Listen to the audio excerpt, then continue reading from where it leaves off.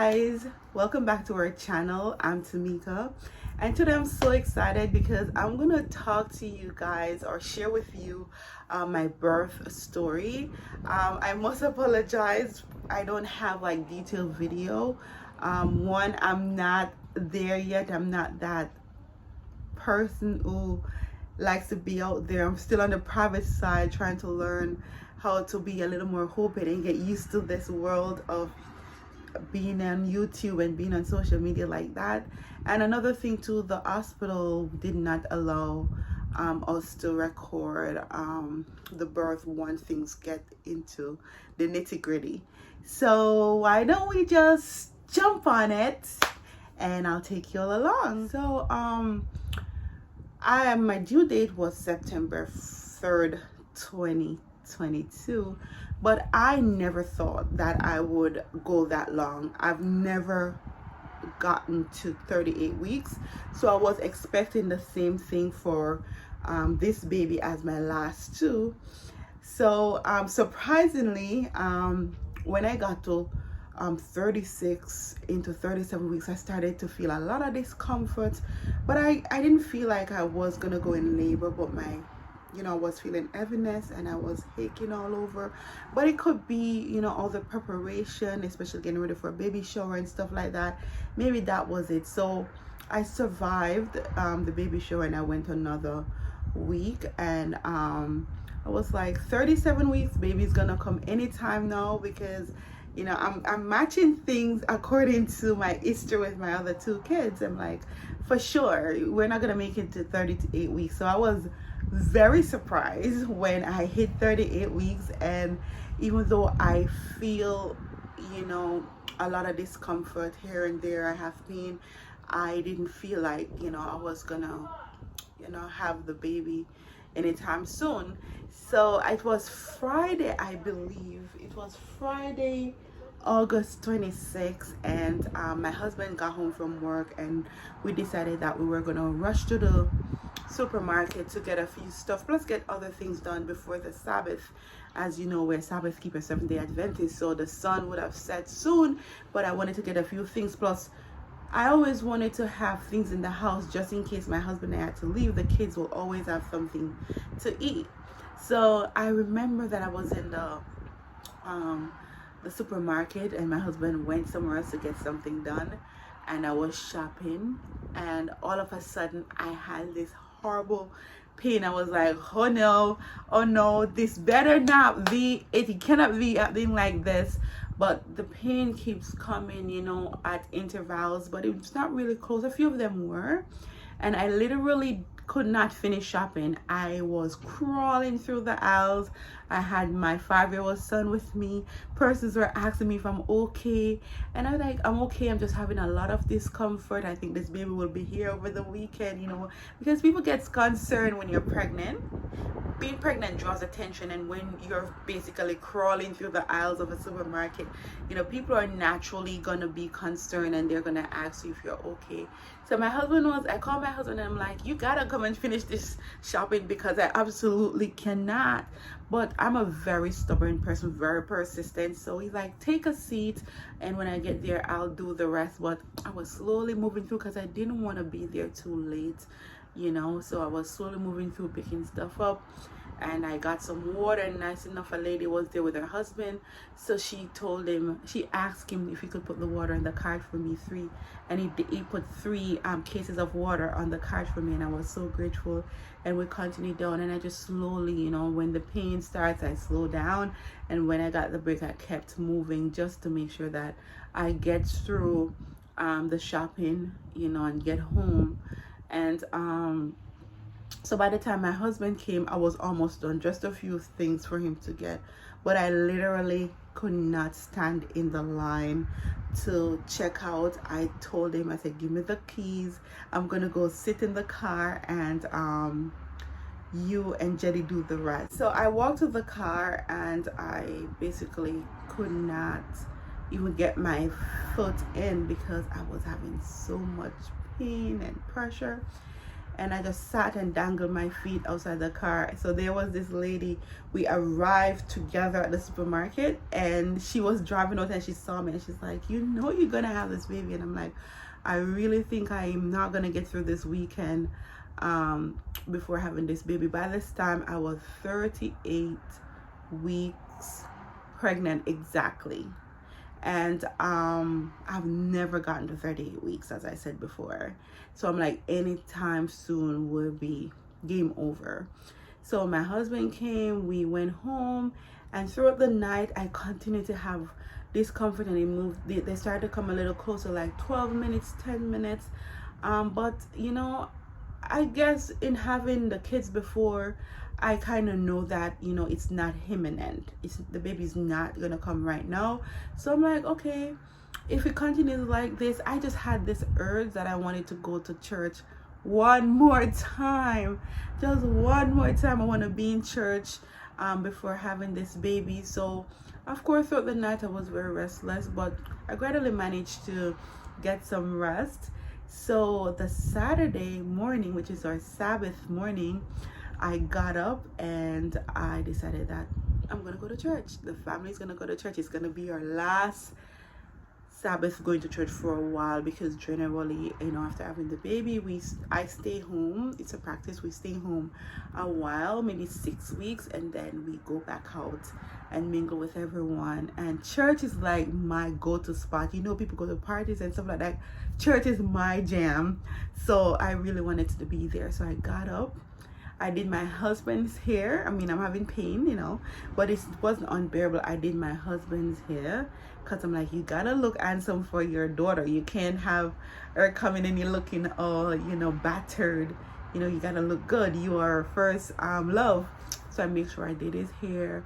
I did my son's hair. I ironed their clothes because my husband doesn't like to iron. So I prepared their clothes and everything, got my daughter up, got myself ready, and we head out to church. If you look up there, you'll see a clip where I mentioned that I was having labor, but going to church, right? Look at this. Yeah, still having contractions here and there, but it's not that serious, so I'm hoping I can make it to church. So we got to church, and of course the contractions started coming like 10 minutes, 12 minutes, 10 minutes, 12 minutes, 8 minutes. But I'm one tough person. I tend to not listen well. Like once I'm set in my mind, I do not listen. So even at church, I could sense my discomfort, even though I was trying to play it off. And my husband was telling them, oh, the baby's coming. I would not have said anything.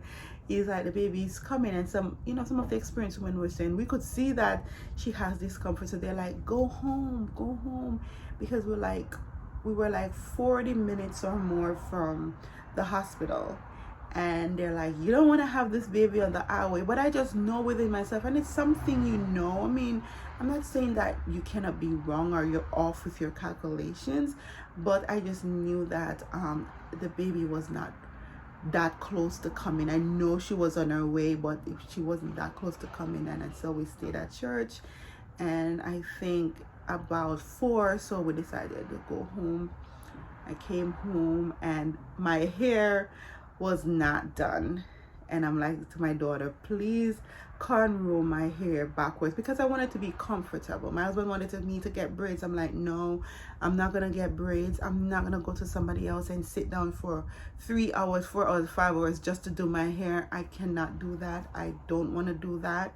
You know, just a natural, like something like this, I'm fine. I'm very simple. And so she did my hair.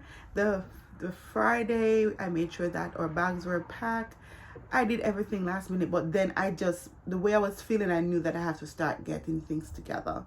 So we started doing that, and we actually brought our suitcase in the car to church just in case. I made arrangement for our kids to get home in case we had to rush out. But in my mind, I was like, no, that's not gonna happen. But just to be on the safe side. Anyways, we came home, and the pain started coming. They started coming, and I'm like every 8 minutes or so, I was like, oh my God. And my husband is like, are you ready? Are you ready? And I'm like, no, I'm not ready yet. I'm not ready yet. So he took his nap. And me, in the meantime, I just started cleaning up the place because I'm like, I'm going to leave my kids. Of course, somebody's going to come to be with them. But I wanted my house to still be tidy. So, my daughter thought I was crazy, and my husband, that I'm cleaning up, picking up stuff, putting things away. But I think it does help to keep busy, so as to not think too much about the pain, think too much about the pressure, because I don't want to go to the hospital and then I am sent back because I'm not ready yet. I wanted to go at the right time, and that way, I could be admitted and then I could just have my baby, because staying in the hospital is not something I wanted to do for a long time. So of course I bore the pain.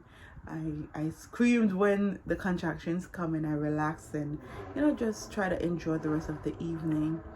It was about 3 o'clock when they were getting so intense, like 6 minutes, 5 minutes, and I was like, okay, babe, we gotta get ready to go. And so of course, he got dressed, I got dressed, and I wasn't rushing still. And it was like 5 minutes, 6 minutes apart. Then it was more consistent at 5 minutes.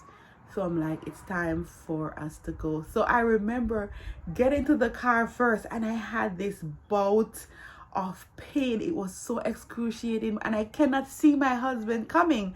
Like, I've been sitting in the car like 5 minutes and he's not out yet. And I was like, what? We gotta go right now, because I could feel the pressure down there. And he rushed out, and I'm telling you, he drove to the hospital, which was like 15 minutes from us, like a crazy gym. When we got to the hospital, we went to the parking lot. He asked me, if do you want me to drop you off so that you don't have to walk? I'm like, no, I'll go to the parking lot and I'll walk back with you. And even though I was walking slowly and I was in a lot of pain, I just felt like just doing those little physical movements would be useful to me. So of course we took our time and walked over, and we went in. I was checked in. I went to triage. I hope I'm saying that right. And then a nurse came in. She checked me, hooked me up to the monitors, and asked the relevant questions and stuff like that. And then I had to wait probably like 40 minutes for the nurse practitioner to come in, because that was the person working at that time, to check my cervix to see how dilated I was, to see if I was actually in active labor. And when she came in, it was confirmed that I was in active labor. I was 8 centimeters, I believe. Was it 8? I think it was 8 centimeters. Was it 8 or 6? 6 to 8, I don't remember, something, but I'm more leaning on the 8 side, because yeah, I was told that I held out really long. So after she did that, I was transferred to labor and delivery, and they set everything up. They placed me on the monitors again, and I was going through, the contractions started coming, and during that time, I have to stick a pin here. Hats off to persons who have to go through this alone. With my first daughter, I had to go through it alone, because I didn't allow anyone else there. But I remember it being lonely, and I remember having pains, but I can't remember much of it. But just being so much aware now, because I'm older, and I'm like, this is like a very painful process, and to have no one supporting you, because once they place you in that room and you're hooked up, they're hearing you, you're on the monitor, but you're just there. So I was so happy that my husband was there, and he was like helping me through it, and he took naps in between, and just having somebody just reminding you how to breathe, remind you that it's going to be okay. He was there reminding me that I am going to do this naturally, I can do this. It was just such an empowering occasion. You just felt like going, like when the pain got so intense, and I I'm screaming instead of breathing, you know, he was just there breathing, counting me down. Breathe. 1, 2,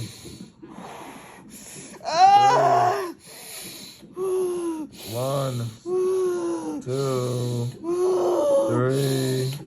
And I was like, it's so good to have someone there. So hats off to anyone who has to go through labor by themselves. You know, hats off to you, because it does help to have that support around you. And so back to the nitty-gritty. We were in there, I was in labor. They kept coming in asking me if I wanted an epidural. I chose to have a natural birth. I had it with my last two. With my first, I didn't even know that. With my first, I didn't even know that there was something called an epidural. With my second, I did know. With this one, of course, I'm fully aware, but I just wanted to just not use medication, but to just get through this. I took nothing that they offer me in terms of medication. I've taken throughout my entire pregnancy. I took nothing. I refused everything. And so, you know, they kept coming and asking, which is their job. They want you to be comfortable. And I kept saying, no, I can do this. I'll manage. But the funny thing, I must admit, you see, when you have options are a dangerous thing, or can be a dangerous thing. When you know that you have options, it presents itself in your moment. And I'm like, I can remember in the back of my head, I'm like, oh my goodness, maybe I should take the epidural. And I'm like, what are you thinking, girl? Because the pain got so intense. And I'm like, oh my God, I'm so tired. I don't know if I can do this. I can't take it anymore. That's what I was saying. And I was like, I remember praying my way through the pain. I'm like, Lord, give me strength. Lord, I have it inside of me. Lord, you design me. Lord, I was praying through my birthing process. And it's the first time I've prayed so much. And I think maturity has a lot to do with your whole experience. I call upon God so much during this process. I'm like, just take me through this. You have brought me this far. I know you're not gonna leave me. Remind me to breathe. Remind me that it's gonna be okay. Remind me that once this baby comes out, all that pain will just melt away. It's gonna be gone. Like, and I was like, okay, I'm gonna focus on that, because I remember with my last two, especially my son, after all that pain, once the baby came out, it was just gone, and all you can feel was love and joy and happiness. So I placed my mind there, and I'm like, it's gonna be over. It's a process. And you know, and so my husband was there supporting me, and they came in and they said, oh, you are almost there. They came, the doctor finally came, because they said they were waiting for the doctor. And I'm like, oh my God, when is the doctor gonna be here? And they're like, you know, they came in to check to see if my water broke. And I said to them, I said, listen to me, this is my third child. My water has never broke on its own. It will not happen. They're like, you'll never know. I said, I know me, it's not gonna happen. And I almost at the point of giving birth, that hasn't happened. I'm like, it's just not gonna happen. So the doctor came in and she checked me and she popped it. And I remember, I've never really experienced that gush before. When she popped it, I felt like it was gallons of water coming out. I was like, oh my goodness, like, this is what it feels like. And I'm gonna put a picture of what came to my mind, because I grew up in the country, and I remember seeing a lot of animals giving birth, but I remember the cows giving birth and the gush of water coming out of them. That's how I felt.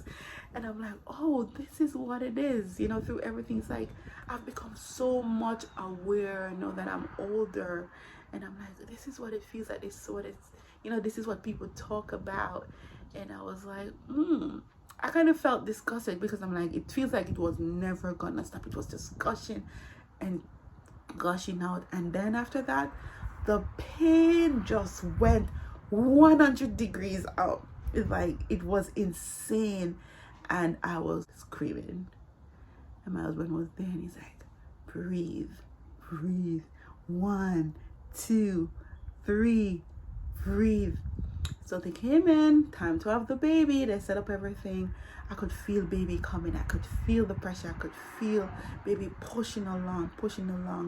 And I can remember the nurses and the doctor saying to me, if you listen to us, you'll be fine. Just do as you're told. And in my mind, I did not want to get a tear. That was one of my biggest fears. I've survived 2 kids. I didn't get it. I hope to survive this one. And they told me that this was a bigger baby. So whatever they told me to do, even though it was hard, it's hard to breathe and it's hard to focus when you're in so much pain. I tried to, as much as possible, calm myself down and just listen to their instructions. And I remember when she said she can see the baby's head, and my husband at this time that man has not missed a beat. He was like up in my business, like up in there just looking, and he's like, you're almost there. Right there when the baby's head was out, they said to me, oh mommy, you need to calm down a little more. I literally did not have anything left in me. It took about what felt like a minute for me to gather myself, to hold on and pull my body down. I felt like I was numb. I was dead. I'm like, I absolutely cannot do this. I can't do this at all. And they said, you can do it. And I managed to put myself down there after my husband said, do you want to get this over with or not? And of course I wanted to. So I pulled myself down, and they tell me, okay, this is what you want. 2, 3, hold your breath, push. Imagine you're in so much pain and they're telling you not to, just to hold your breath. And when you hold your breath, there's no sound that you can make because you don't want to let the hair out, and you just push. I remember them counting to 10 each time, and I felt as if I was gonna die, but thankfully I didn't. It's just a feeling.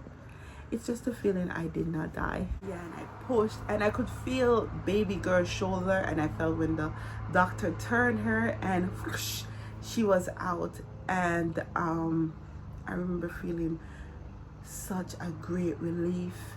And like other times before, my first expression was like, thank you, God. Because let me tell you something, and I know I divert a bit here. Getting pregnant, carrying a child, giving birth is not something to be taken lightly. And not the mom, not the dad. It's something that is marvelous, miraculous, but also life-threatening. And when you make it through that process, you must thank God for that, because you could lose your life. There's just so much pressure, and the baby too has to go through so much. So yeah, I remember thanking God. And then after they pressed the baby on my stomach a little bit, and the doctor was giving a report, and she said no tears. I was like, yes. And then she said no blood loss. I literally gave birth to my daughter, and I did not have a drop of blood loss. She said she has never in all her career seen anything like this before. I was glad. I was like, thank you, God. Like, who wants to have any issues or excess bleeding or anything like that? As long as it's not negative or harmful to me, thank you, Jesus. And so when they put baby girl on the scale, and they said she was 9 pounds 10 ounces, I was like, shut up. What? Where did that size come from? I literally gave birth to a 9 pound 10 ounce baby. No tear, no blood loss. Gotta be God, And I'm like, Lord, I thank you. And my hubby was there, and I made him hold the baby because that's something that you wanted to do. I mean, he held our son first, and I was to hold the baby girl first, but I just gave him that experience because you know what, it's all good. I've been carrying her inside of me. And so yeah, we gave birth to our beautiful baby girl on August 28, 2022 at 7:52 a.m. and she weighed 9 pounds 10 ounces and 21 inches long. To God be the glory. Just saying hi. Hi. So my baby girl woke up. She has perfect timing. She's 4 weeks old. I'm not sure if I mentioned that in the video. That's our story. Stay tuned to meet her and to learn more about us as we go along as a channel. Until next time, see you. Peace out. God bless.